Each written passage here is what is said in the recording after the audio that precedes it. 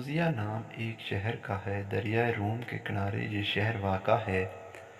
اس شہر کے بادشاہ کا نام فوطا تھا، بڑا ظالم اور کافر بادشاہ تھا۔ اس نے ایک مکان عالیشان دریا کے کنارے تیار کیا تھا۔ بڑے بڑے ستونوں کو کھڑا کر کے وہ مکان بنایا گیا اور اس میں وہ جشن کیا کرتا تھا۔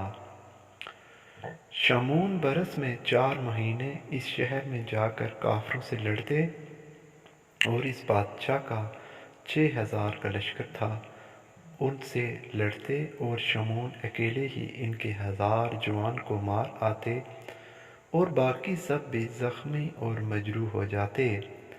بعد اس کے 4 مہینے اپنے گھر میں بیٹھ کر اللہ سبحانہ و تعالیٰ کی عبادت کرتے اور ذکر میں مشغول رہتے اور 4 مہینے خلق خدا کی مہمان نوازی اور ضیافت کرتے، اور خدائے تعالیٰ ان کافروں پر ہمیشہ حضرت شمعون کو غالب رکھتا۔ آخر کافر سب ان سے عاجز رہتے اور اسی سوچ میں رہتے کہ کسی طرح شمعون سے جان چھڑائی جائے۔ حضرت شمعون کی بیوی نیک بخت اور پارسا عورت تھی۔ کافر سب صلاح مشورہ کرنے لگے کہ کس طرح شمعون سے جان چھڑائی جائے۔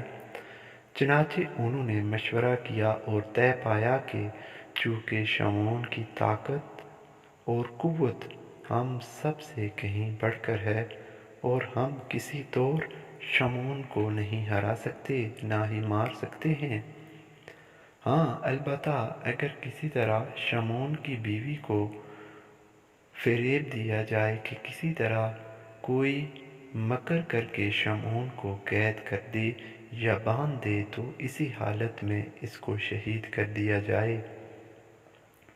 تب بادشاہ نے ایک شخص کو مخفی طور پر شمعون کی بیوی کے پاس بھیجا کہ کسی طرح اسے فریب میں جکڑ سکے۔ چنانچہ وہ شخص شمعون کی بیوی کے پاس گیا اور کہنے لگا کہ اے بی بی، ہم دیکھتے ہیں کہ تمہارا شوہر تمہاری طرف کوئی رغبت نہیں رکھتا، وہ غیر کی طرف اس کی رغبت ہے۔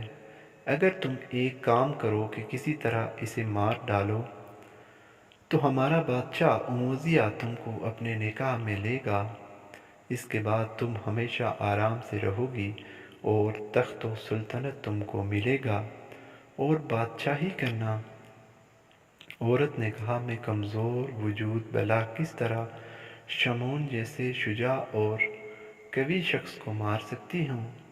تب اس شخص نے کہا، تم کسی طرح شمعون کو سوتے میں باندھ کر ہمیں خبر کر دینا، پھر ہم آ کر شمعون کو مار دیں گے۔ پس عورت ناقص العقل ہے، دنیا کی چالاکیوں سے ناواقف، جو تمہارا بادشاہ حکم کرے گا میں بصر و چشم بجا لاؤں گی۔ عورت نے کہا۔ تب اس شخص نے ایک رسی اس عورت کو دی اور کہا کہ جب شمعون رات کو سو جائے تو اس کو اس رسی سے باندھ دینا اور ہمیں خبر بھجوا دینا، ہم بادشاہ کے پاس لے جا کر اسے مار ڈالیں گے۔ پس اس مردود کے کہنے سے شمعون کی بیوی نے وہ رسی چھپا کر رکھ دی۔ جب رات کو شمعون سو گئے تو بی بی نے ان کو رسی سے باندھ دیا۔ آگے قصہ جاری ہے۔ حصہ دوم میں آپ کو آگے کا قصہ سنایا جائے گا۔